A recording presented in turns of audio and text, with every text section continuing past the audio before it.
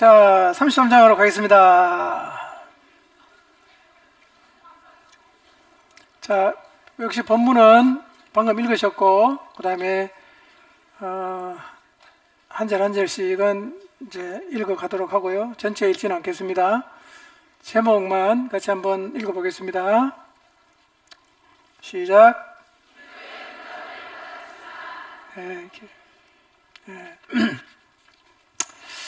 33장을 보면 우리 안에 참 야곱의 모습이 많다는 것을 보게 될 것 같습니다. 32장을 잠깐 살피면 라반과 헤어진 후에 가나안을 향해 순종의 길을 걷고 있는 야곱을 하나님의 사자들이 만나러 왔고, 야곱은 그 하나님의 사자들을 보면서 마하나임이라고 이름을 붙입니다. 그리고 좀 더 편안한 마음으로 형을 만날 준비를 합니다.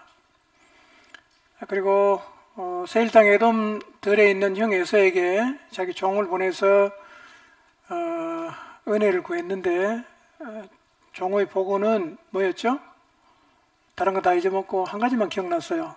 400명. 그것만 딱 기억나는 거예요.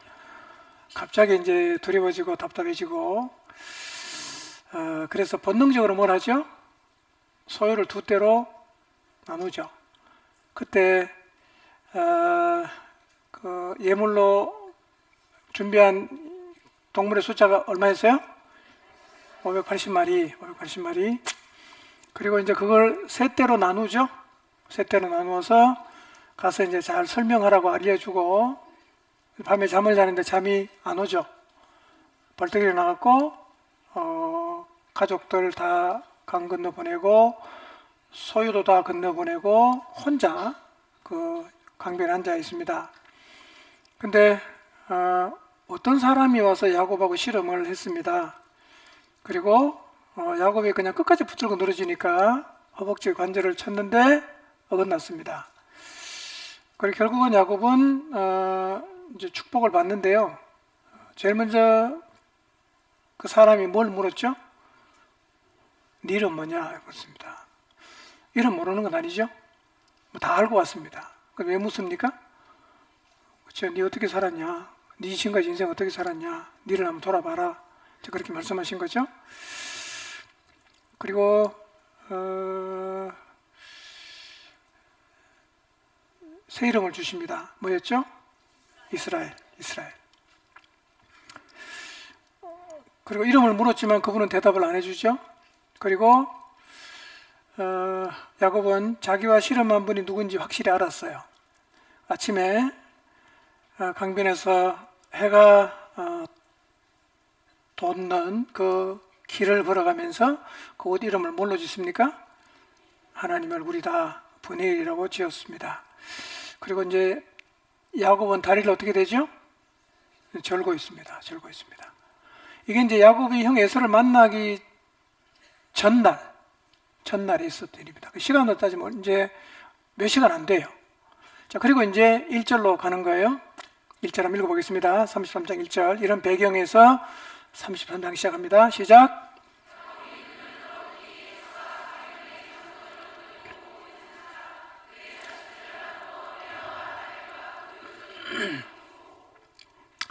자, 어제 야곱은 야복 강가에서 자기를 찾아오신 하나님을 만났어요. 하나님과 씨름했습니다. 하나님하고 씨름했지만 안 죽었어요. 원래 하나님 얼굴을 보면 유대인들은 전통적으로 죽는다고 생각을 하는데, 그리고 하나님을 이긴 자라는 새 이름까지 받았고, 하나님과 사람과 겨루어 이긴다, 이렇게 이제 새 이름을 줬거든요. 그 사람이 누구겠어요? 에서겠죠. 이제 에서 만나면 야곱이 죽을까요, 안 죽을까요? 안 죽겠죠? 예, 응답을 받았죠. 자, 이제 하나님이 어떻게 이 형제의 화해를 이끌어 가실까? 어떤 방식으로 이끌어 가실까? 자, 그런데 1절을 보시면 야곱이 눈을 들어서 보니까 누가 와 있어요? 형이 400명을 데리고 지금 오고 있잖아요. 그렇죠? 형이 바뀌었어요, 안 바뀌었어요? 하나도 안 바뀌었어요. 누구는 바뀌었죠? 야곱은 바뀌었어. 이건 하나도 안 바뀌었어요. 자, 우리가 이런 기대를 할 수 있어요. 아니, 어젯밤에 내가 하나님, 나를 찾아오신 하나님 만나서 그만큼 실험하고 또 하나님이 나한테 새 이름을 줬다면 강 건너편 분위기도 좀 달라져야 되는 거 아니에요? 그죠? 이 동네만 달라지는 게 아니라 저 동네도 좀 달라져야 될 것 같지 않습니까? 우리가 이런 기대가 있지 않습니까? 어떤 일을 놓고 많이 기도를 하면 하나님이 내 마음도 바꿔주시지만 나를 이렇게 바꿔주신 걸 보니까 저 사람도 바꿔줬겠다 라는 기대를 갖는데 가보니까 그 사람 완전히 생 거란 말이에요. 하나도 안 바뀌었다. 뭐 그런 경험 있죠? 그럼 갑자기 우리가 좀 띵해집니다. 이게 뭐지 이거? 자, 자기는 변했어요. 또 하나님을 만나서 하나님이 그에게 응답도 줬어요. 근데 형은 하나도 안 바뀌었어요. 그럼 하나님 응답이라는 게 아무것도 아닙니까? 하나님 만났다는 게 아무런 의미가 없는 것입니까? 여전히 400명을 데리고 형이 오고 있는데 야곱은 도대체 어떻게 살아남을 수 있을까, 이 자리에서. 그리고 하나님이 야곱에게 주신 축복은 어떻게 되는 건가? 여러분, 우리가 하나님 앞에 기도할 때 기대하는 응답이 있어요. 기도를 하면 기대하는 응답이 있다는 거예요. 내가 이 문제를 가지고 하나님 앞에 나가 기도하면 하나님 이 문제를 이렇게 해 주실 거다. 그런 생각을 우리가 많이 해요. 자, 어떤 경우에는 내가 하나님 앞에 기도하고 하나님이 기도 응답을 어떻게 해야 되는지까지 다 지정해서 하나님께 말씀드리죠. 응답하는 시간하고 방법까지 다 정해요. 하나님, 요때 요렇게 해주셔야 됩니다. 이제 이렇게 우리가 하나님 앞에 얘기도 한단 말이에요. 왜 우리가 그렇게 할까요? 우리가 드린 기도에 대해서 시기와 방법까지도 결정해서 하나님께 말씀드리는 이유가 뭐냐면 이게 최선이라고 생각을 하기 때문인 거예요. 이게 최선입니다. 하나님 꼭 이렇게 해야 됩니다.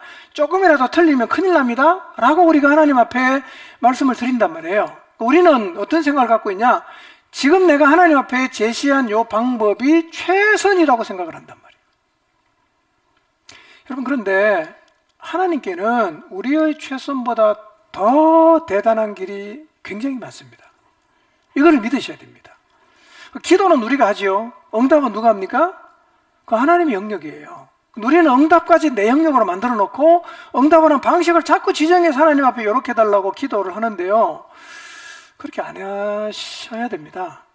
그렇게 할 필요도 없고요. 자, 요한복음 4장 47절에서 50절을 한번 볼까요? 자, 읽어보겠습니다. 시작.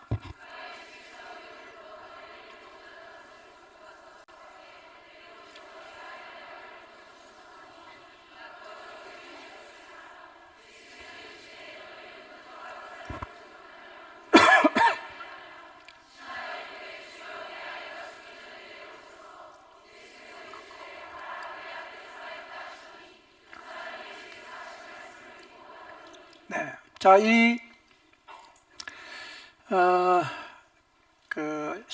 왕의 신하가 47절에 보면 응답을 이렇게 해달라고 딱 정해서 얘기하죠. 뭐라고 얘기합니까? 47절에 내려와서 내 아들의 병을 고치라는 거예요. 하나님 응답하는 방법을 지정해 준 거죠. 내려와서 고쳐달라. 그리고 49절에도 그러죠. 예수님 만나갖고 내 아이가 죽기 전에 내려와 주세요. 이렇게 요청을 했어요. 근데 예수님은 내려갔어요? 안 내려갔죠. 어떻게 하셨어요? 50절에 그냥 그 자리에서 네 아들이 살아있다 이렇게 말씀하셨어요. 네 아들이 살아있다. 그런데 그 사람이 예수님 하신 말씀 믿고 가다가 종을 만나서 언제 나냐, 나았다고 하는 얘기 듣고 언제 나냐 물어봤더니 어제 예수님이 나았다고 한 그 시간에 나았다는 것을 알게 된 거였어. 알았어요. 그러니까 예수님은 왕의 신하가 최선이라고 생각했던 방식이 아닌 다른 방식으로 응답을 하셨어요. 그렇죠? 우리가 기도할 때 우리가 원하는 방식이 있단 말이에요. 근데 하나님 꼭 우리가 원하는 방식대로 응답할 때도 있지만, 그러나 어쩌면 안 할 경우들이 훨씬 더 많을 수 있어요. 그러니까 기도는 우리가 하지만 응답은 누가 합니까? 응답까지 우리가 한다고 생각하면 안 된다는 거예요. 그건 하나님이 하시는 거예요. 하나님이 최선이니까요. 그러니까 여러분, 우리의 최선과 비교가 되지 않는 더 놀라운 길이 있다는 사실을 믿으시기를 바랍니다. 우리는 하나님 우리에게 응답하셔도 우리가 모르는 게 많습니다. 하나님 응답했지만 우리는 모르는 게 많아요. 우리가 모르면 응답 안 하신 겁니까? 아니죠. 우리가 몰라도 응답한 거죠. 가장 가까운 예는 31장에 그랬잖아요. 라반이 야곱을 추격하러 와서 야곱 만나기 전날 밤에 하나님이 라반에게 현몽하죠. 그리고 선악간에 아무 얘기도 하지 말라 이렇게 말씀하셨잖아요. 이거 야곱이 알았어요, 몰랐어요? 몰랐죠? 그럼 응답한 거예요, 안 한 거예요? 한 거잖아요. 내가 몰라도 하나님 응답한다니까. 어쩌면 더 많은 경우는 우리가 하나님께 올려드린 기도를 우리가 모르게 하나님이 응답하셨을 수 있습니다. 하나님은 성실하신 분이기 때문에 우리가 기도하면 절대로 안 듣는 분이 아닙니다. 들으십니다. 그리고 대답하세요. 응답하신단 말이에요. 근데 그 응답하는 방식이 반드시 우리가 원하거나 우리가 아는 방식은 아니라는 거 잊지 마시기를 바랍니다. 아무 응답이 없는 것처럼 보여도 하나님은 우리 기도에 응답하신다는 사실을 믿으시기 바랍니다. 여러분 매일 지하실에 가서 기도하시잖아요. 제가 보니까 많은 분이 기도하시더라고요. 열심히 기도하세요. 어떤 사람은 소리내어 기도하고 어떤 사람은 소리 없이 울기도 하고 막 기도를 해요. 그 1시간 동안 여러분의 먼 하나님께 계속 기도를 했잖아요. 다 없어집니까? 기도는 쌓인다 그랬잖아요. 그럼 쌓이면 뭔가 하나님 대답을 하겠죠. 근데 그게 꼭 하나님이 대답하면 야 일로 와 일로 와 이렇게 우리한테 보여주고 응답하지는 않아요. 그분은 그분의 자유롭게 계속해서 응답하십니다. 여러분이 남편을 위해 드린 기도 왜 이렇게 응답하지 않는가? 일하고 계십니다. 여러분이 자녀를 위해서 기도하고 여러분이 부모를 위해서 기도하고 그 사람을 위해서 기도하고 사역을 위해서 기도하고 하나님의 뜻이 이루어지기 위해서 기도하고 나라를 위해서 기도하고 여러분이 드린 모든 기도를 하나님은 다 기억하시고 응답하신다는 사실을 믿으시기를 바랍니다. 어떤 때는요, 어떤 일을 앞에 두고 걱정하죠. 야, 이거 잘 지나가야 되는데 잘못되면 어떡하지? 굉장히 우리가 많이 조바심도 내고 염려도 합니다. 근데 그 일이 별일 없이 쑥 지나갔어요. 태풍이 지나가듯이. 어제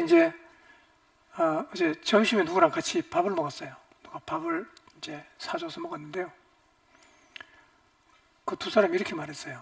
다 정확히 기억 못 하겠네. 뭐 대충 내용 이거였어요. 목사님, 오늘 저녁에는 태풍 다 지나가고 아무 문제 없을 겁니다. 그렇게 저한테 얘기했어요. 저는 어제 어떻게 생각했냐면 오늘 밤에 비 온다고 생각했거든요. 그래서 그래, 만약에 그렇게 되면 오늘 내가 설교할 때 얘기해 주겠다 그랬어요. 진짜 뭐 태풍을 위해서 기도했는데요. 뭐 누구 기도 들었는지 잘 모르겠어요. 하여튼 태풍이 그냥 너무 쉽게 지나갔거든요. 저는 한 3일 내내 비 올 줄 알았거든요. 근데 하여튼 하나님께서 그렇게 별일 없이 지나가게 하시는데요. 저희 이제 걱정했다가 별일 없이 일이 쑥 지나가면 우리는 이런 생각하죠. 괜히 걱정했다. 뭐 그런 생각하지 않습니까? 근데 사실은요, 괜히 지나간 게 아니고 누군가 기도했기 때문에 지나간 거예요. 어렵다고 생각했는 게 쉽게 지나간 거는 그냥 우연히 그렇게 된 게 아니라 우리의 기도를 하나님이 들으시고 어려운 일을 쉽게 지나가게 하셨어요. 어떤 일은 내가 기도 안 했지만 누군가가 그 일을 해서 많이 기도했을 거예요.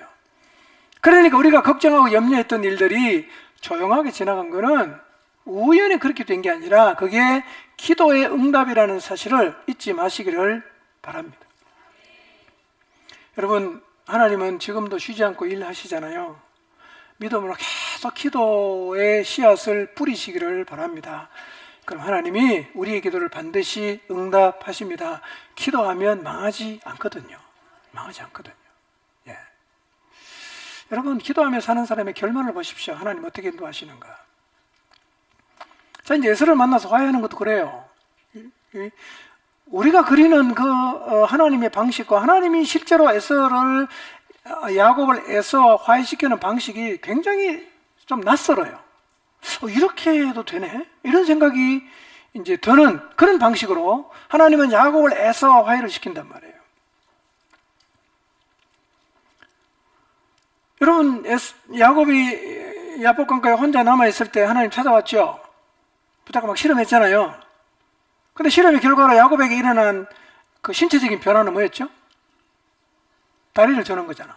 다리를 저는 거. 살려달라고 기도했잖아. 그렇죠? 살려달라고 기도했잖아. 응답이 뭐예요? 더 죽여놓은 거잖아. 저는 못 걷게 만들어놨어요.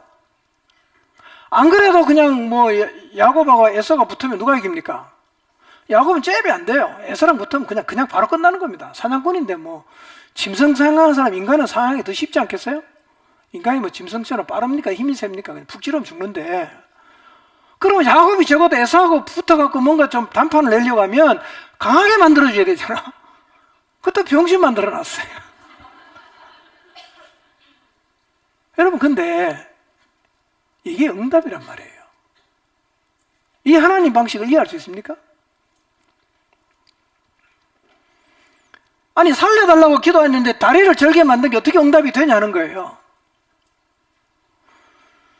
자, 그러면 이게 만약에 진짜 응답이라고 하면 이 야곱의 다리를 절게 만든 이 하나님의 응답이 에서와의 화해에 어떤 영향을 미치는가? 실제로 어떤 영향을 미쳤는가? 그걸 우리가 좀 확인해 볼 필요가 있지 않겠어요? 자, 2절을 보겠습니다. 시작.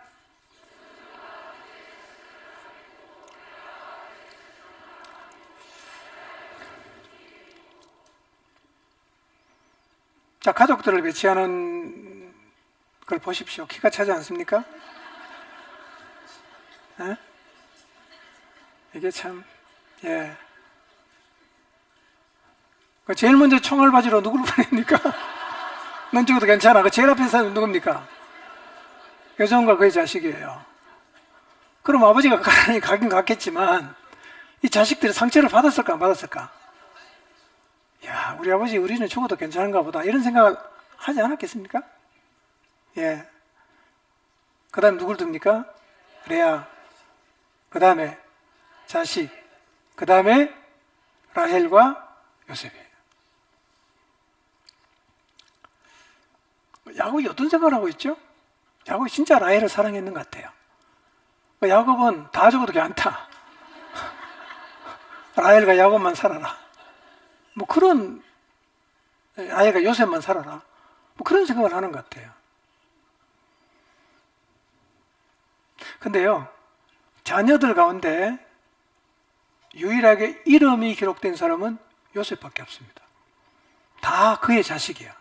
근데 요셉은 이름을 적어요. 37장에 가면 채색 옷을 입힙니다. 여러분, 사실은 채색 옷을 입었기 때문에 죽은 거예요. 죽을 뻔한 거예요. 팔려간 겁니다. 이게 결국은요, 누적이 되잖아. 그러니 훗날 형제들이 요셉을 죽이고 싶어하는 이유가 된 거예요. 주는 것이 미운 거예요. 저 인간은 꼴보기 싫은 거예요. 괜히 기분이 나빠. 근데 뭐 엄마도 있고 아버지 있으니까 어떻게 할 수는 없는데, 그래서 라헬이 죽고 나서 달라집니다. 이 가정의 역학 구도가 바뀌어요. 그 편애가 얼마나 이게 자식들에게 상처를 주고 자녀의 관계를 깨는가를 보여주는 거죠. 깨는가를 보여주는 겁니다. 예. 내일 우리가 보게 될 디나 이 얘기도 보면요, 그 제일 팔걷어붙이고 나선 사람이 누군지 아세요? 디나의 친오빠들입니다. 시몬과 레위. 한 배에서 태어난 사람이에요. 이러면 사실은 야곱이 뭘 노력해야 되겠어요? 편애 안 하려고 노력해야지. 다 똑같다. 다 내 자식이야. 이래야 엄마가 4명이어서 갈라진 아이의 마음이 하나가 되지 않겠어요? 근데 야곱은 도리어 노골적으로 편애하는 거예요. 노골적으로 편애합니다. 근데 본인은 이걸 인식을 못하는 것 같아요. 본인은 자기가 자식을 편애하는 걸 모르는 것 같아. 아버지에게 아버지 사랑 못 받고 엄마만 자기를 감싸고 돌았던 그 아픈 기억을 갖고 있는데도요, 아버지보다 더합니다. 라헬, 요셉 껍벅 넘어갑니다, 그냥. 예.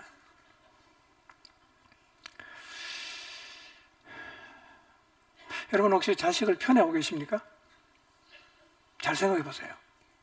편애는 자녀의 마음속에 굉장한 상처를 줍니다. 그리고 편애하면 자식 관계 다 깨집니다. 그 편애 자체가 자식 관계를 깨는 거죠. 네 사랑 많이 받아 좋겠다. 네 잘났어. 안 놀아줍니다. 하나밖에 없는데 무슨 편애가 있겠어요? 요한이 병원 갔다 왔나? 손요한? 자, 3절을 봅니다. 자, 이게 이제 에서를 만나기 직전에 야곱이 이제 정리를 하죠. 쭉 정리를 합니다. 줄을 딱 세워놓고 3절 읽어보겠습니다. 시작.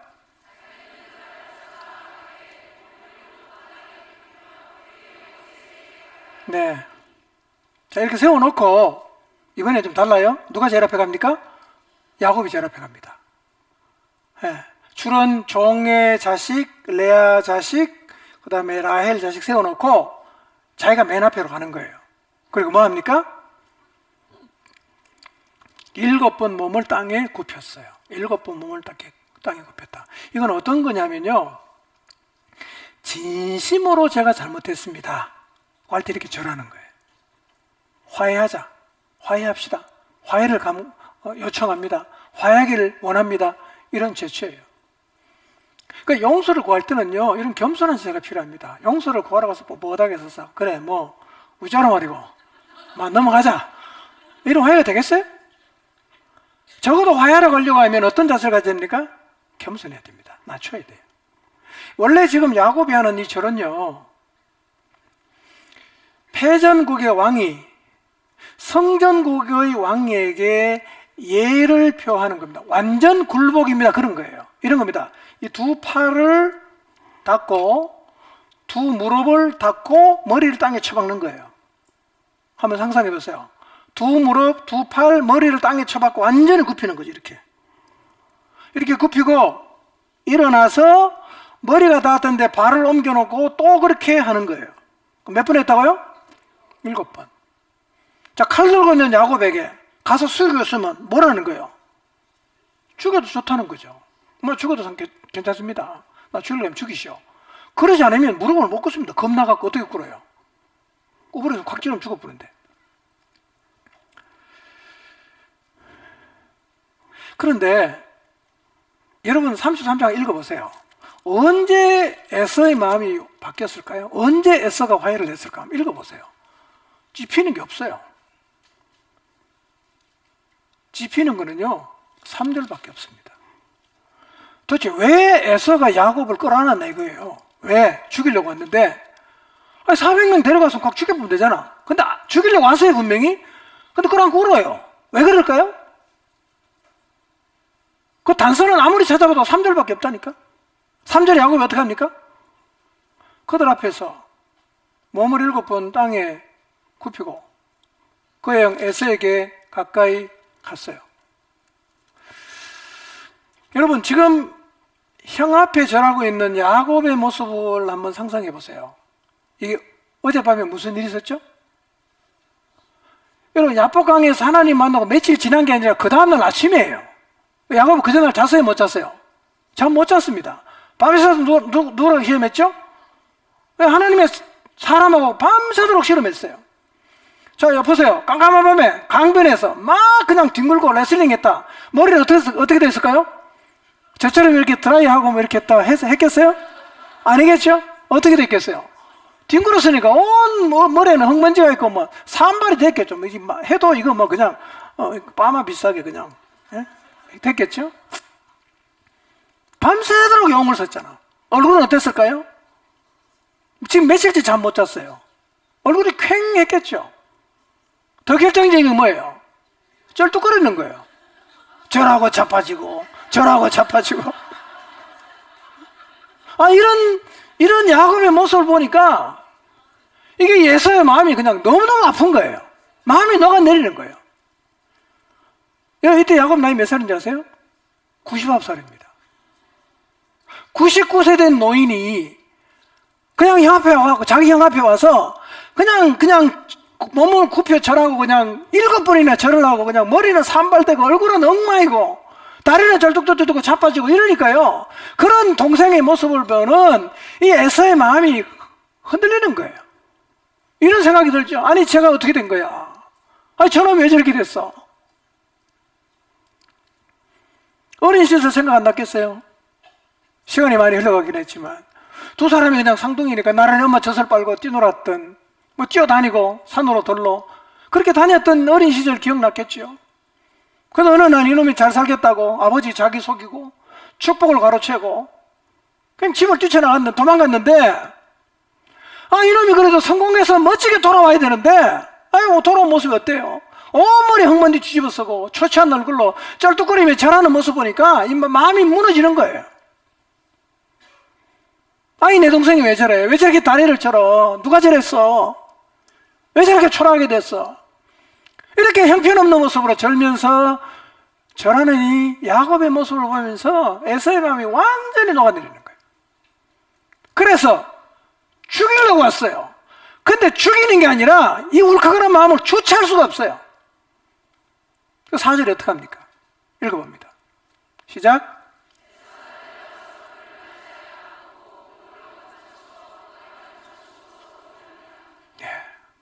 바로 이 3절 이 장면에서 에서의 마음이 확 바뀌었습니다.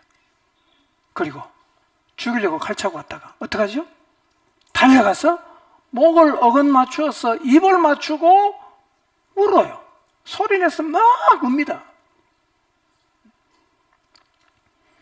이 동생의 절뚝거리는 모습을 보면서 제대로 걷지도 못하는 이 동생이 너무 안 됐어. 너무 불쌍해. 그래서 뛰어나가서 덥석 끌어안고 두 사람이 오열하면서 웁니다. 그리고 이 두 형제 간에 극적인 화해가 이루어졌어요. 어떻게 이런 일이 가능했을까요? 에서는 분명히 죽이려고 400명 데리고 왔어요. 죽일 마음 없으면 400명 왜 데리고 오겠어요? 근데 에서만 풀려버렸잖아. 언제 풀렸겠어요? 결국은요, 허벅지 관절을 어긋나게 만서 절게 만든 그게 형아가 화해하는 신의 한 수였어요. 누가 그렇게 했어요? 하나님 그렇게 하셨어요. 그 진짜 신의 한 수죠? 정말 신의 한 수야. 야곱이 상상했겠습니까? 아마 주위 사람이 놀랐겠죠. 여러분 400명은 어떻게 생각했을까요? 아니 이 사람이 도대체 우리를 왜 불렀는가? 무슨 전쟁 나온 줄 알고 400명 칼 차고 왔는데 저렇게 다리 저인 노인네 와서 둘이 붙잡고 우는데 저거 보라고 불렀나? 그런 생각이 안 들겠어요? 야곱의 가족이나 자녀들도 어때요? 맨날 밤 잠 못 자고 이랬다가 저랬다가 양떼 가서 그냥 짐승 모아갖고 셋대로 나누고 이래라 저래라 그러더니만 건너편에 자기 형 큰아버지가 죽이겠다고 400명 데리고 왔는데 갑자기 둘이 만나더니 막 끌어안고 우니까 이 도대체 어떻게 된 일인가? 다 주변 사람이 놀라는 거예요. 여러분 하나님 응답이 이렇게 온다는 거예요. 하나님 응답이. 그러니까 하나님 응답을 여러분의 방식으로 특정 짓지 마시기를 바랍니다. 하나님은 방법이 무궁무진하고요. 우리가 상상할 수 없는 방법을 통해서 그분의 역사를 이루어 가시는 분 아닙니까? 아수르 군대가요 18만 5천 명이 유다에 쳐들어왔습니다. 유다는 붙으면 그냥 끝나는 거예요. 근데 히스기야가요 하나님 앞에 기도했거든요. 하나님 해결하겠다. 그 다음날 밤에 18만 5천 명 다 죽었습니다. 어떻게 죽은지 아세요? 역사가들이 어떻게 죽은지 몰라. 아마도 이렇게 생각합니다. 쥐들이 옮긴 패스트라는 전염병 때문에 다 죽었다는 거예요. 여러분 코로나 걸려 많이 죽었잖아요. 쥐들 돌주들이 그냥 다니면서 패스트를 옮겼는데요, 18만 5천명이 몰살했습니다. 히스기야가 그걸 상상해냈겠습니까? 하나님의 응답이라는 거는요, 우리의 상상을 초월합니다. 그러니까 하나님 앞에 기도할 때 하나님 꼭 요렇게 해주세요라고 하나님의 응답을 특정 짓지 마시고 그냥 기도만 하시기를 바랍니다. 만약 이런 장면이 있었다면 어떻게 됐을까? 한번 상상해 보십시오. 야곱이 잘 차려입고 옷 싹 다리고 머리 기름 바르고 말 타고 나타났어. 형, 나왔어. 그동안 잘 지냈지? 어떻게 되겠죠? 너 일로 와. 푹 그냥 갔을 거야. 칼 맞아 죽죠. 야곱은 그렇게 나타나고 싶었을 수도 있는데 그렇게 나타날 수가 없었어요. 하나님이 그렇게 등장을 안 시켰단 말이에요. 하나님은 각본이 너무 멋있지 않습니까?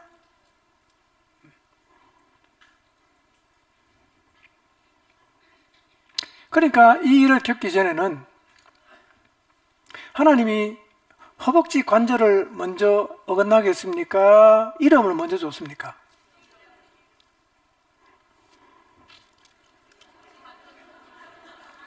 자, 보세요.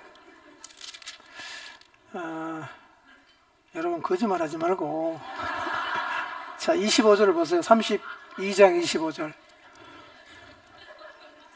안 나오네? 안 나왔죠? 자, 25절에 허벅지 관절이 어긋났죠? 그렇죠? 자, 28절 보세요. 28절에 뭐죠? 새 이름 받았죠? 예. 뭐가 문제입니까? 예. 거짓말하고 나는 몰라서 그렇죠? 자, 보세요. 하나님 너무너무 두렵고 답답할 때 하나님이 찾아와 오셨고, 야곱은 하나님 붙잡고 이제 그냥 통사정하는 거예요. 살려달라고. 하나님이 야곱의 허벅지 관절을 쳤죠. 그래서 어긋났죠. 그 다음에 28절에 뭘 줬죠? 새 이름을 줬죠. 우리가 생각할 때 이런 거 있잖아요. 아니, 새 이름을 줬으면 뭐도 같이 줘야 된다? 고쳐줘야 되잖아. 어긋난 거 고쳐줘야 되잖아. 근데 새 이름은 줬는데 왜 안 고쳐주냐 이거예요. 하나님은 하나 빠뜨리고 가신 것 같다, 그런 생각이 들지 않습니까? 뭔가 하나님이 잘못하고 계신다, 그런 생각이 들어요. 그래서 하나님 야곱 다리를 안 고쳤어요. 그런데 에서의 마음을 결정적으로 놓게 한 게 뭐였어요? 야곱이 쩔뚝거리는 거예요. 야곱이 쩔뚝거리는 거. 이게 하나님 응답하시는 방법이라는 겁니다. 놀랍죠? 여러분이 예상하지 못한 방법으로 하나님 일하십니다.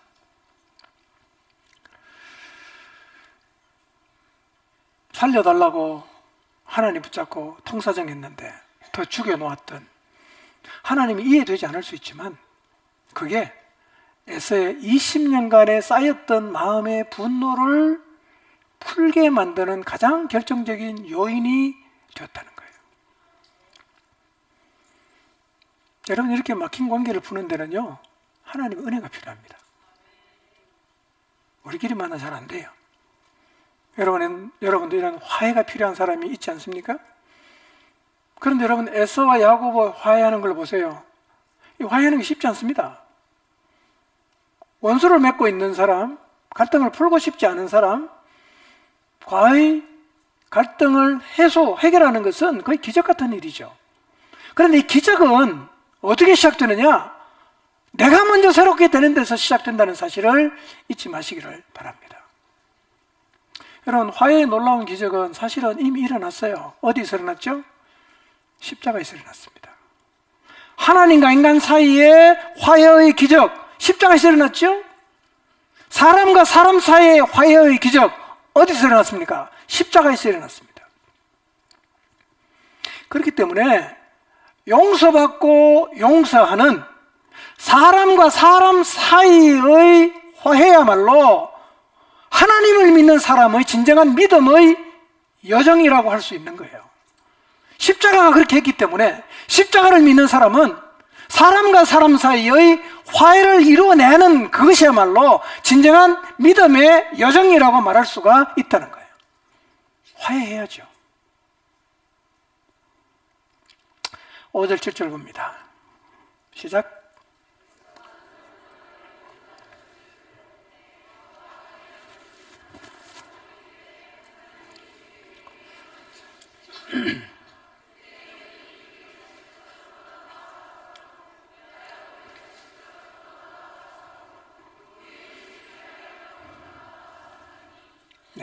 자, 에서가 여인과 자식의 관계를 묻죠. 너와 함께한 이들은 누구냐? 왜 묻습니까? 갈 때는 혼자 갔잖아. 그치? 몇 명 왔습니까? 하여튼 16명 왔네. 자기까지 17명이네. 종까지 하면 떼거리고 왔어요. 누구냐? 야곱이 말합니다. 하나님이 주의 종에게 은혜로 주신 자식들입니다.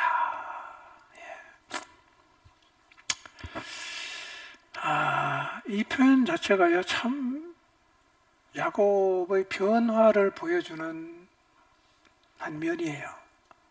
야곱이 뭐라고 말합니까? 누구냐? 제가 저 하란에 가서 결혼해서 난 내 자식입니다. 이렇게 말할 수 있잖아요. 그렇죠?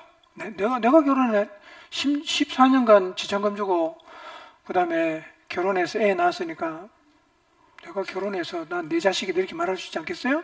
근데 야곱이 뭐라고 말합니까?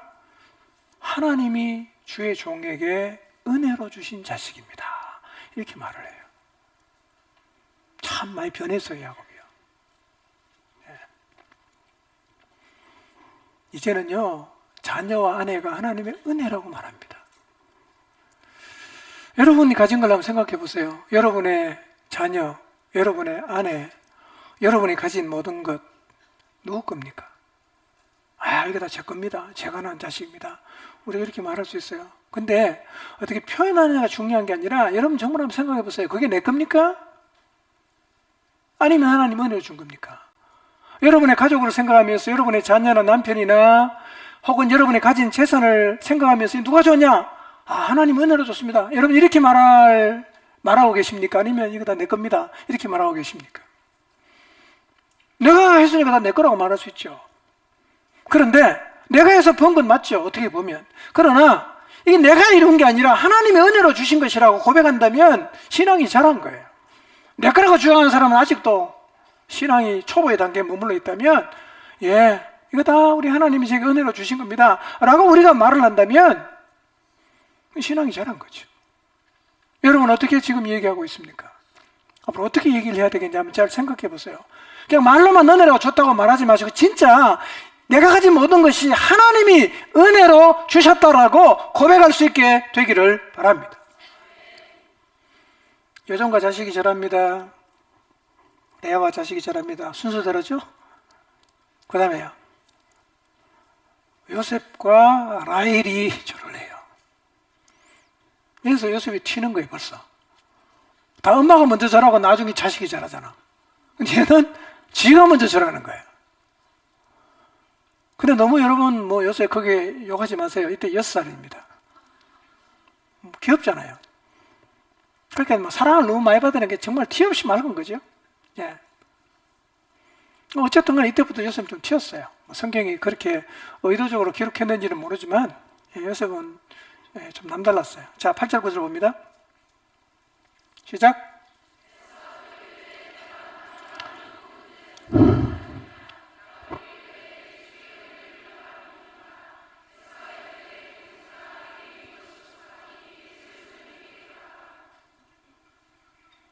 여러분 좀 훈훈하지 않습니까? 1절만 해도 살벌했잖아요. 그죠? 많이 훈훈해졌어요. 에서가 말합니다. 580마리 세 때 나눠서 갖다 주니까 이 모든 때는 무슨 까닭이냐? 야곱이 뭐라 그럽니까? 내 주께 은혜를 입으려 함입니다. 자, 여러분 참 야곱이 많이 변했어요. 여러분 야곱하고 에서하고 몇 살 차이 난다고요? 계속 뭐라고 그럽니까? 내 주께 이렇게 표현합니다. 내 주께 내 주께 은혜를 입으려 함입니다. 무슨 뜻입니까? 내 형님에게 용서받고 싶습니다. 그 얘기입니다. 이게 제 소원입니다. 그 사실은 야곱의 진심이 느껴지는 것도요, 그거 한두 마리 보낸 게 아니잖아. 580마리가 엄청난 겁니다. 돈이 여러분, 6억이 되는 그 예물을 보낸 게 보통 아니거든요. 엄청나게 보낸 겁니다. 엄청나게 보낸 거예요. 근데 야곱이 에서가 뭐라 그럽니까? 내 동생아, 내게 있는 거 족하니까 네 소유는 네 가지고 가라. 사실은 400명 군사 거느릴 만하면 재산도 엄청 많겠죠? 엄청 많을 거예요. 예, 가지고 가라. 어떻게 표현합니까? 내 동생아 그러잖아. 에서의 마음이 야곱을 향해서 완전히 용서했다는 겁니다. 내 동생이야 이제. 내 동생. 그 야곱이 달라졌어요. 옛날 같으면 돌려준다 그러면 아이고 형님 감사합니다. 그리고 받아갔을 거예요. 안 받아갑니다. 끝까지 형님에게 챙겨줘요. 예. 참 아름답죠? 자, 10절 한번 볼까요? 시작.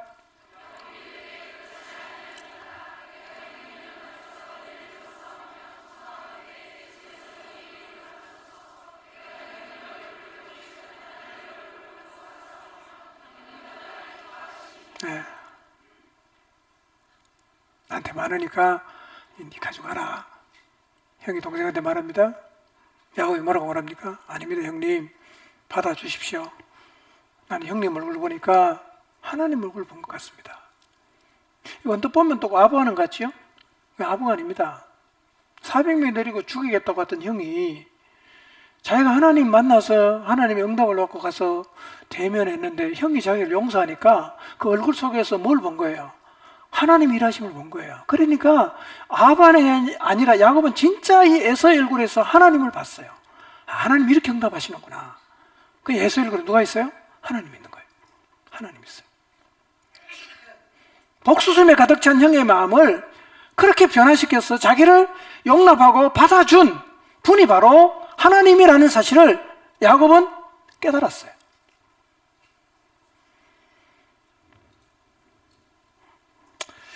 우리도 가족의 얼굴에서 화해가 필요한 사람의 얼굴에서 하나님 얼굴을 보게 되기를 바랍니다. 내가 기도했는데, 내가 하나님께 정말 긍휼을 구했는데, 내 참 평생 얼굴도 안 보고 그냥 제대로 마음에 있는 대화도 안 하고 살아왔는데 그렇게 그가 마음이 풀어지고 또 관계가 회복되는 걸 보니까 진짜 하나님 살아계신다. 그의 얼굴을 통해서 하나님을 보게 되시기를 바랍니다. 11절 보겠습니다. 시작.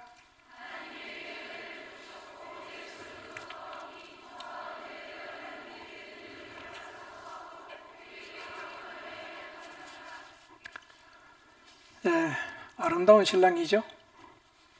이제는 어떤 모습이었어요? 서로 뺏어가려고 그랬잖아. 이제는요, 서로 주려고 하잖아. 여러분, 이런 아름다운 화해를 누가 할 수 있겠어요? 이거는요, 하나님의 은혜를 입은 사람만 할 수 있어요. 야곱은 만족할 줄 모르는 사람이었잖아요. 어떻게 변합니까? 나눌 줄 아는 사람이 됐어요. 줄 줄 아는 사람이 되었습니다. 야곱이 계속 강권합니다. 결국 에서가 받습니다. 12, 13절입니다. 시작.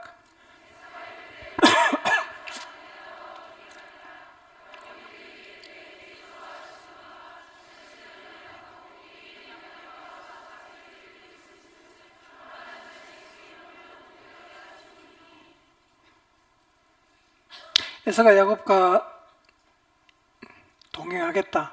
어떤 의미입니까? 가는 길에서 내가 보호자가 되겠다. 지켜주겠다. 그 얘기죠. 진심이죠.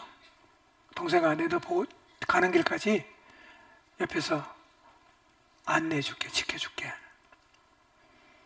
그 제안을 야곱은 어떻게 합니까? 정중히 거절해요. 이유가 뭘까요?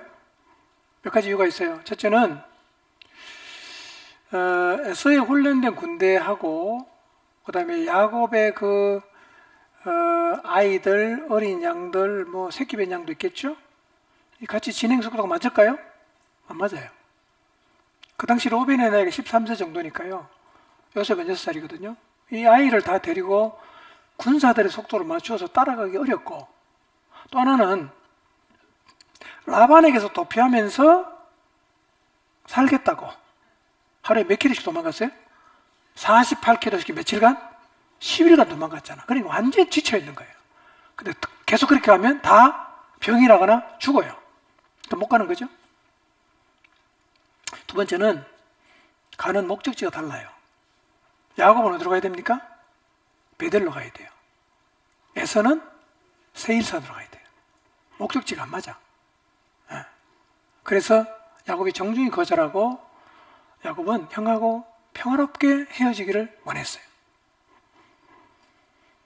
자, 14절 16절 갑니다. 시작.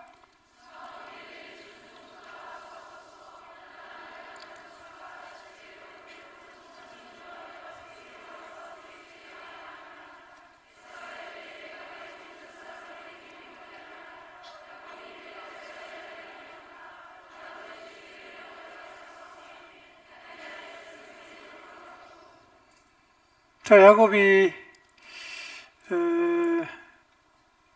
정중히 거절을 하니까 15절에서 에서가 뭐라고 말합니까? 몇 명만 좀 더 지켜줄 수 있도록 두고 갈까? 그렇게 물었습니다. 야곱이 뭐라고 그럽니까? 형님 정말 괜찮습니다. 정중히 거절합니다. 그리고 16절 보세요. 에서는 어디 갔죠? 세일로 돌아갔어요. 이날 에서는 세일로 돌아갔습니다. 우리를 치러 온 사람도 세일로 돌아가는 은혜가 있기를 바랍니다. 우리를 치러 왔다가 돌아가는 거예요. 자, 17절입니다. 시작.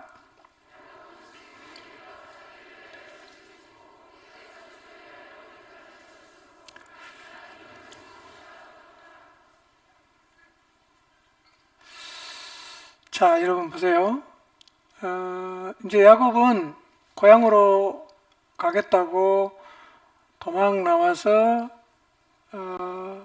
길라산에서 외삼촌 라반을 만나서 문제 해결하고, 그 다음에 야복강 나루터에서 에서를 만나서 해결했죠. 자, 그러면 이제 하나님이 가라고 하신 베델로 가는데 걸리적거리는 게 있나요, 없나요? 없죠. 어디로 가면 돼요? 베들로 가면 되죠. 과연 베들로 갈까 하는 거예요. 야곱이 과연 베들로 갈까 하는 거예요. 17절 한번 읽어볼까요? 읽었나요? 읽었습니까? 예. 자, 야곱이 어디에 도착합니까? 숫곳에. 거기서 자기를 위하여 집을 짓고 가축을 위해서 우리간을 짓습니다. 우리간은요, 가축을 위해서 갈대나 풀잎으로 엮어 만든 처소를 가리키는데요. 그냥 방목했던 가나안에서는 이런 처소를 마련한다는 것은 좀 머물겠다는 의지가 있는 거예요. 좀 여기서 좀 더 있겠다. 그런 의지가 있기 때문에 우리간을 짓는 거예요. 안 그러면 텐트 치고 사는데 우리간을 지은 걸 보니까 거기 좀 머물겠다는 얘기죠. 이 숫곳은요, 야복강에서 북쪽으로 한 16km 정도 떨어져 있는데요. 여기서 야곱은 좀 머물러요. 머무른 이유가 몇 가지 있어요. 첫째는 라반에게서 20년간 종살이 했잖아요. 너무 아마 이제 지쳤을 거예요. 좀 쉼이 필요해요. 두 번째는요, 라반으로부터 살겠다고 하루에 48km씩 10일간 가서 그냥 막 목숨 걸고 도망갔잖아요. 역시 지쳤어요. 세 번째는 뭐죠? 허벅지 관절 나갔잖아. 잘 못 걸어요. 쩔뚝쩔뚝 거립니다. 그래, 뭐가 필요하겠어요? 좀 휴식이 필요해요. 네 번째는요? 그 며칠 밤 잠을 못 잤잖아. 형 만난다고. 밤에 잠이 안 와갖고. 그래서 그냥 밤새도록 실험했죠. 그래, 뭐가 필요하겠죠? 심신이 지쳤으니까 좀 쉼이 필요했어요. 그래서 숲곳에서 좀 머무릅니다. 자, 18절 봅니다. 시작.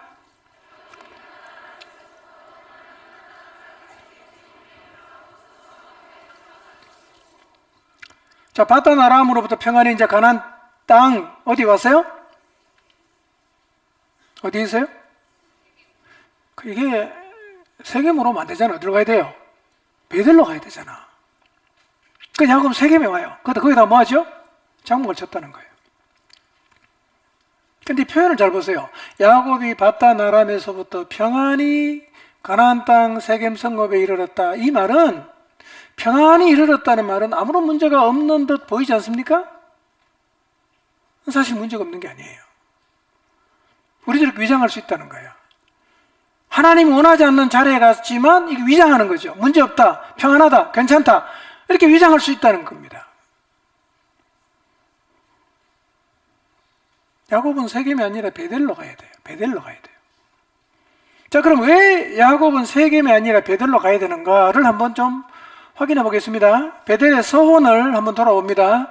창세기 28장 19절 22절입니다. 시작.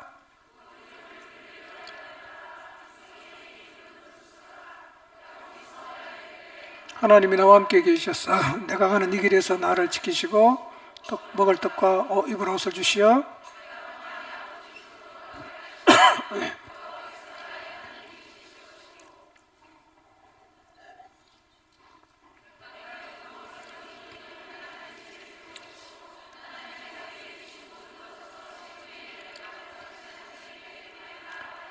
예, 야곱이 루스에서 하나님 만나고 곧 이름을 뭐로 지었죠? 베델로 지었죠? 그리고 거기서 뭐 했죠? 소원 3가지 했죠? 첫 번째 뭐 했습니까? 여호와께서 나의 하나님이 될 겁니다 그랬죠? 두 번째 뭐 했죠? 기둥으로 세운 이 돌이 하나님의 집이 될 거다. 이 기둥이 어디 있어요? 베델에 있는 거예요. 베델에 있는 이 기둥으로 세운 돌이 하나님의 집이 될 거라고 소원했습니다. 그럼 소원했으면 바닷나라 갔다 어디 와야 돼요? 이리로 와야 되잖아. 자, 세 번째 소원은 뭐죠? 하나님이 내게 주신 것에서 11조를 드리겠습니다. 이렇게 소원을 했어요. 그 다음에 하나님이 품삯을 위해서 6년을 일할 때 어느 때 야곱에게 나타나셔서 이렇게 말씀하셨어요. 31장 13절 봅시다. 시작. 나는 베델의 하나님이라 내가 거기서 기둥에 기름을 붓고 거기서 내게 서원하였으니 지금 일어나 이곳을 떠나서 내 출생지로 돌아가라 하시느니라. 어떻게 나타났어요? 어떤 분으로? 베델의 하나님으로 나타났어요. 그러면 마땅히 하란을 출발해서 가나안으로 간다면 야고보의 행선지는 어디여야 합니까? 베델이어야 됩니다. 이겁니다. 야곱은요, 고향으로 돌아간다는 큰 그림에는 동의했습니다. 그리고 순종했습니다. 그런데 구체적으로 어디에 머물러야 하는 작은 그림에서는 다시 야곱이 계산하는 거예요. 큰 그림 동의, 작은 그림 계산이에요. 이런 말이 있어요. 악마는 디테일이 있다 그래요. 다 동의해. 근데 막상 실행하는 단계에 가면 그때부터 말이 달라지는 거예요. 여러분, 우리도 마찬가지입니다. 총론은 다 동의하는데 강론에는 문제가 생깁니다. 예. 뭐 주님이 열심히 살다가 다 동의합니다. 어떻게 열심히 살 거냐, 그건 다 갈립니다. 복음에 헌신합시다. 다 아멘, 다 동의해요. 어떻게 헌신하냐, 다 갈립니다. 총론은 동의하는데 강론에 가면 항상 난해지거든요. 우리도요, 베델로 가야 되는데, 아이고, 뭐, 세겜이면 됐지. 그 정도면, 이 정도면 됐다. 이러고 우리는 강론에 가서 베델이 아니라 세겜을 선택할 수가 있어요. 근데 여러분, 베델과 세겜은 거리가요, 30km밖에 안 됩니다. 이렇게 생각할 수 있죠. 그거다. 야, 뭐 30km밖에 안 떨어졌는데, 800km 왔는데, 그거 30km밖에 안 떨어졌는데, 여기나 거기나 뭐가 다르냐, 그냥 아무 데나 하자. 이렇게 말할 수가 있습니다. 근데요, 베델과 세겜은 달라요. 베델은 광야입니다. 세겜은 성읍이에요. 세겜은 그리심산과 에발산을 양옆에 둔 탁 트인 평지예요. 야곱이 지금까지 광야나 골짜기만 다니다가요, 이 세겜이 왔는데 갑자기 확 트이는 거예요. 평지가 나타났어요. 그럼 어떤 마음이 듭니까? 여기 살면 좋겠다 이거예요. 여기 살자. 이거 너무 좋다. 그래서 야곱이 그곳에 정착하고 싶어졌어요. 거기는 뭐예요? 성읍입니다. 얼마나 살기 좋아요. 광야에 사는 것보다는 목조지 좋은데 성읍에 살면 훨씬 좋지 않겠어요? 그래서 베델이 가다가 여기서 그냥 주저앉은 거예요. 그거 어딥니까? 세겜이에요. 우린 여기서 뭘 보냐? 다시 머리 굴려 계산하는 야곱을 보는 거예요. 여러분, 하나님은 야곱이 고향으로 돌아가는데 걸림돌이 되는 거 다 해결해 줬죠. 그렇죠? 다 얼마나 두려워했어요. 라반도 두려워하고 에서도 얼마나 두려워했어요. 하나님 다 해결해 줬어요. 극적으로 에서와도 화해를 했습니다. 이제 뭐만 잘하면 돼요? 하나님 말씀에 순종만 잘하면 돼. 근데요, 야곱이 문제가 해결이 되니까 또 계산하는 거예요. 더 좋은 길 없나? 더 나은 길 없나? 말씀에 순종하는 게 아니라 인간적으로 또 계산하기를 시작한단 말이에요. 이거는요, 하나님의 엄청난 은혜를 입고 돌아서서 다시 계산하고 있는 우리의 모습과 똑같습니다. 똑같아요. 우리 안에 이런 모습 많지 않습니까? 많아요.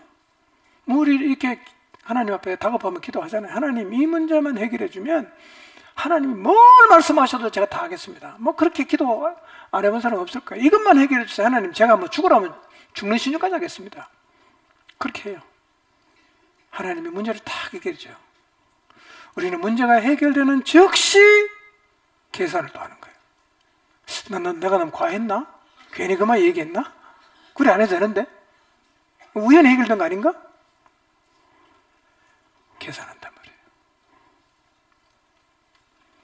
야곱이 지금 그러고 있어요. 자, 34장 19절 한번 보겠습니다. 19절 시작.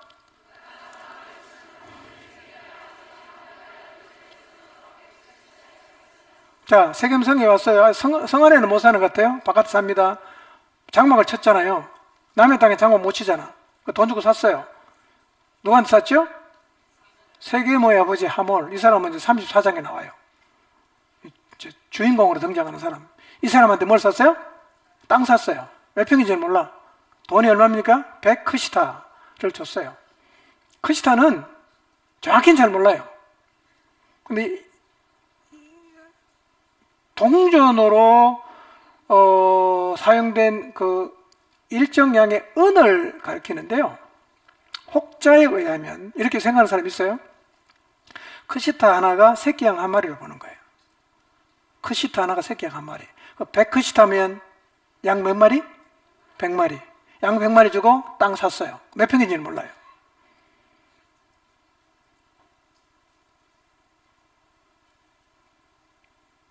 근데 이 양 100마리를 현재 돈으로 환산하면 얼마냐면 한 2,500만 원 된답니다. 2,500만 원. 양값이 올랐으면 뭐 30만 원 하면 3,000만 원. 35만 원 하면 3,500만 원. 그 정도 돼요. 그리고 다시 한번 보세요.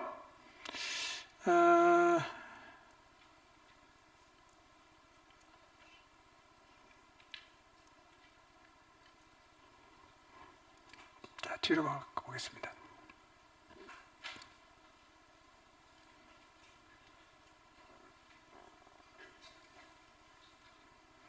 (20절) 보세요. 20절 잠깐 보겠습니다. 자, 100크시타를 주고 땅을 사고 거기다 뭘 샀죠? 제단을 샀어요. 제단. 자,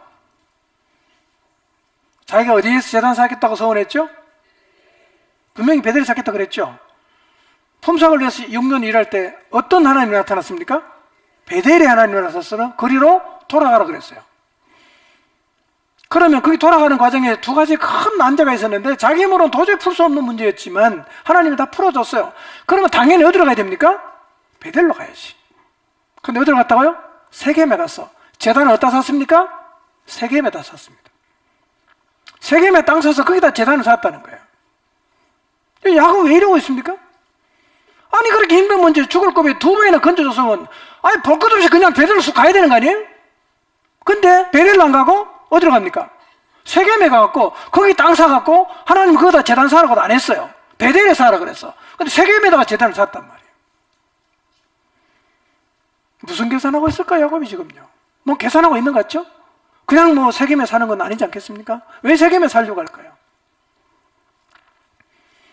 여러분, 야곱이 형과 화해하는데 얼마 썼어요? 6억 썼습니다. 5억 8천원인데 어제부로 가격이 좀 올랐어요. 6억이야. 여러분, 자기 살겠다고 형하고 화해하는 데는 6억을 썼어요. 그런데 하나님 앞에 재단 샀겠다고 약속을 했는 그 재단을 사는데 얼마 썼다고요? 2,500만 원 썼습니다. 그러면 야곱이 하나님 앞에 10분의 1을 드리겠다는 약속을 지켰어요? 안 지켰어요? 안 지켰어요. 안 지켰어요. 왜 지금 야곱이 세겜에 왔냐? 왜 세겜에 왔겠어요? 지나간 얘기지만 너무 많이 줬어. 한 3억만 줘도 되는데 그때 너무 죽을까 겁나갖고 왕창 썼는데, 아니 그렇게 많이 될 줄 알았으면 조금만 줄걸. 근데 이미 나 주겠다고 해놓고 또 뭐 안 되니까 다 줬잖아요. 6억 주고 나니까 돈 생각나는 거예요. 야, 안 되겠다. 아버지 그냥 못 간다. 내가 세겜에 돈 좀 벌어 가자. 그래가지고 세겜에 와서 지금 주저앉은 거예요. 세겜에 왜 왔냐? 돈 때문에 왔습니다. 돈 벌려고. 너무 많이 줬으니까.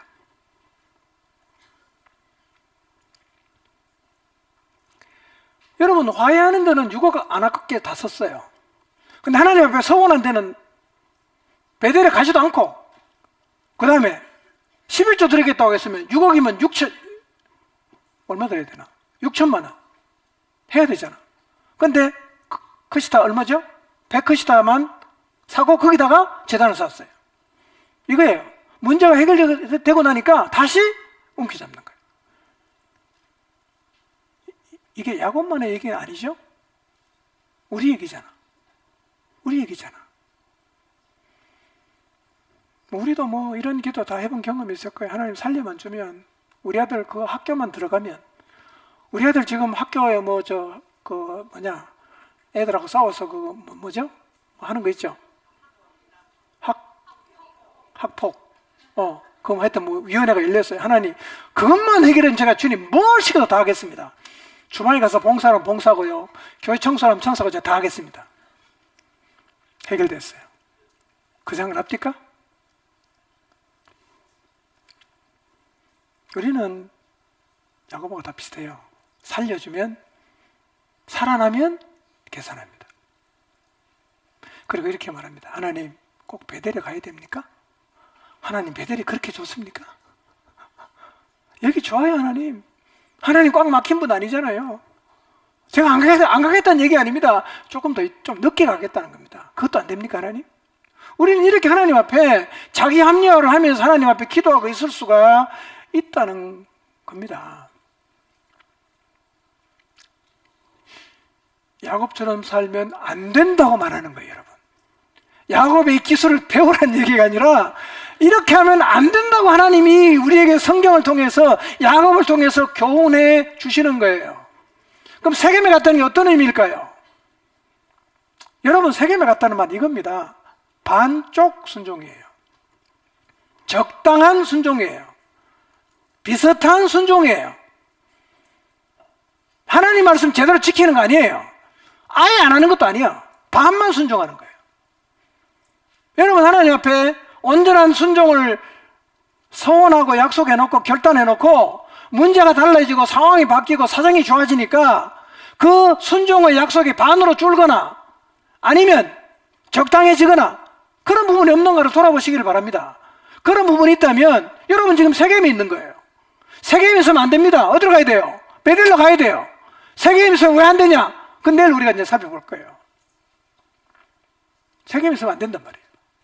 우리가 세겜에 있을 수 있습니다. 반쪽 순종하고 있다면 거기가 세겜이에요. 적당하게 순종하고 있다면 거기가 세겜이에요.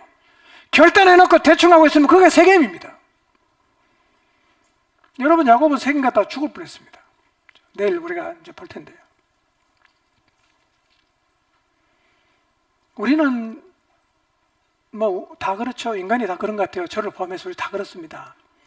발등에 불이 떨어졌을 때하고 발등에 불이 꺼졌을 때 달라요. 그렇죠?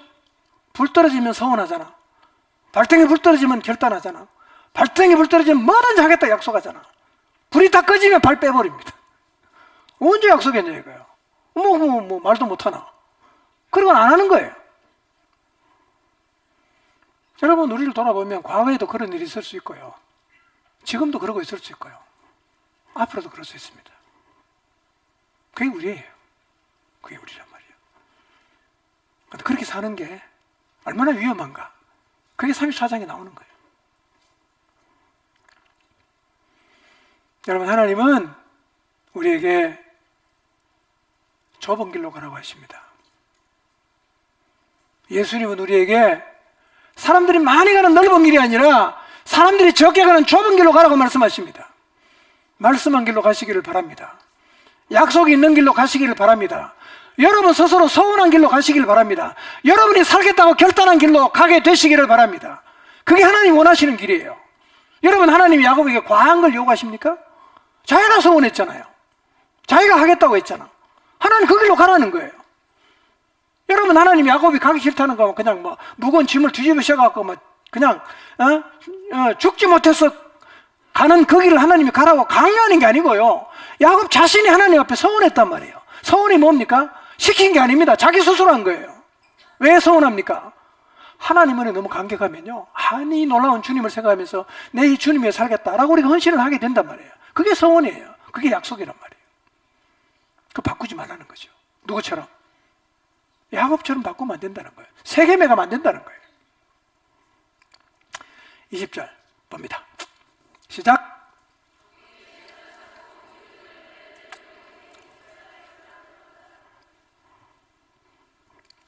제단 샀습니다. 이름을 뭘로 불러요? 어떻게 읽어야 됩니까?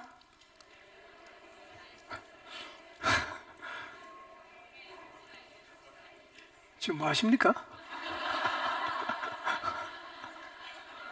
아니, 엘렐로의 이스라엘 어떻게 읽어요? 엘엘 로헤이 이스라엘입니까?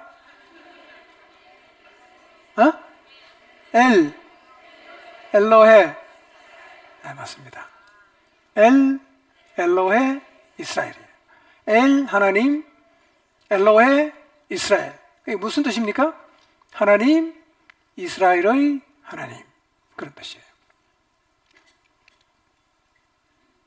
근데요, 이거 보면 참 이게 야곱이 머리 굴린 겁니다. 이 이름 부르려면 제단을 어디다가 사야 돼요? 베델에 사놓고 그렇게 불러야 돼요. 이름은 참 잘 붙여. 어디에 사놓고? 세겜에 제단 사놓고 이름은 꼭 베델에 사온 걸로 착각하게 이렇게 붙여놓는단 말이에요. 근데 이게 우리입니다. 우리 그렇게 하죠. 머리 굴려 계산한 거 감추려고 이름 거창하게 붙여서 포장하잖아요. 하나님 다 알죠. 우리는 속을 수 있지만 하나님 다 알아요. 그러면서 우리는 포장의 전문가입니다. 신앙이 늘어나야 되고 내면이 만져져야 되는데요, 포장 기술만 늘어나는 거예요. 얼마나 포장을 잘하는지 들어보면 진짜 믿음 좋고 신앙이 최고인 것 같아. 뒤로 들이는 거 완전히 지금 뭐 수렁에 빠져 있는데 만나면 또 그냥 항상 포장하고 말이에요. 야곱이 지금 그러고 있습니다. 여러분, 세겜에 제단 사놓고 엘로에 이스라엘 부르면 안 된단 말이에요. 그거는 베델에 가서 제단 사놓고 불러야 되는 이름인데 그거 갖다 사놓고 마치 아무런 문제가 없듯이 이렇게 이름을 쫙 붙여 놓은 게 누굽니까? 야곱인데 사실은 우리란 말이에요. 우리. 지금 우리가 이렇게 포장하는 모습은 없을까요? 사람 앞에서, 하나님 앞에서 순종도 제대로 안 해놓고 반쪽 순종밖에 안 해놓고 대충 순종해놓고 남들이 보면 진짜 하나님 말씀대로 순종 다 한 것처럼 거창하게 포장하고 이름 붙이고 우리 그럴 수 있습니다. 야곱이 그러고 있어요. 그게 여러분 축복이 아니에요. 34장 보면 압니다. 그래서 야곱은 34장에 된통 당하는 겁니다. 된통 당하는 거예요. 여러분, 순종이 최고 이익입니까? 불순종이 최고 이익입니까? 하나님이 살아계시면 순종이 최고 이익 아니겠습니까? 순종이 최선 아니겠습니까? 근데 야곱은요, 그렇게 하나님 은혜를 믿고도 얄팍하게 계산해갖고 적당히 순종해서 세상에서 자기 이득을 챙기려는 모습을 또 보이고 있어요. 근데 우리가 야곱을 욕할 수 없는 게 가만히 보니까 이게 우리하고 똑같거든요. 지금도 우리가 이러고 있으니까요. 여러분, 세겜을 고집하면 어떻게 되는가? 이제 내일 34장을 통해서 확인할 거예요. 세겜은요, 우리가 머물 자리가 아니에요. 우리는 언약의 자리로 가야 됩니다. 서원한 자리로 가야 합니다. 약속한 자리로 가야 합니다. 하나님은 오늘 우리를 그곳에서 만나기를 원하십니다. 나는 세겜에 있는가? 나는 베델에 있는가? 나는 올곧게 순종하는가? 적당히 순종하는가? 나는 온전히 순종하는가? 반만 순종하는가? 이 말씀 앞에서, 이 야곱의 모습 앞에서 우리의 모습을 돌아보게 되기를 바랍니다. 기도하겠습니다.